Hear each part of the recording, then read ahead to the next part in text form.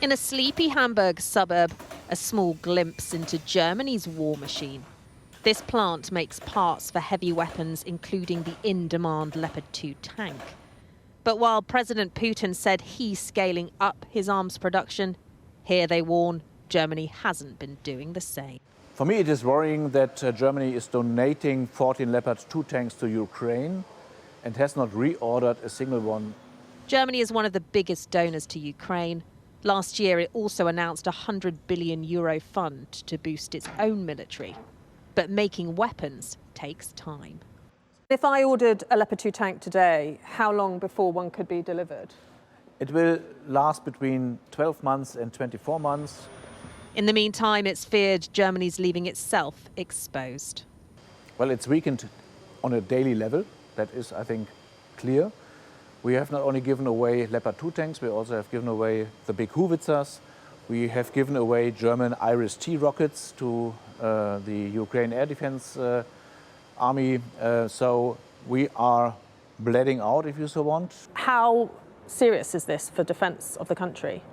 As long as the conflict stays in the Ukraine, there is time, but who can control that?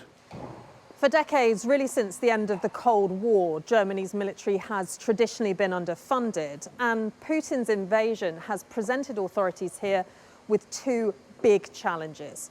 Firstly, they have to keep supplying Ukraine, but then there's also the mammoth task of upgrading their own military.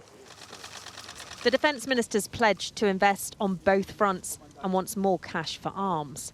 A ministry spokesman told me as part of NATO, Germany would never have to defend itself solo. But the war in Ukraine is draining allies' supplies too. The German Ministry of Defense is plainly wrong on this because, yes, Germany is in NATO, but in a way, Germany is NATO. And NATO's armed forces or NATO's military strength is the strength of its member states. And so if member states do not have the military forces required, then NATO is weak. Depleted before the war broke out, Germany's military is now in an even worse shape. An urgent problem requiring urgent action. Siobhan Robbins, Sky News, Hamburg.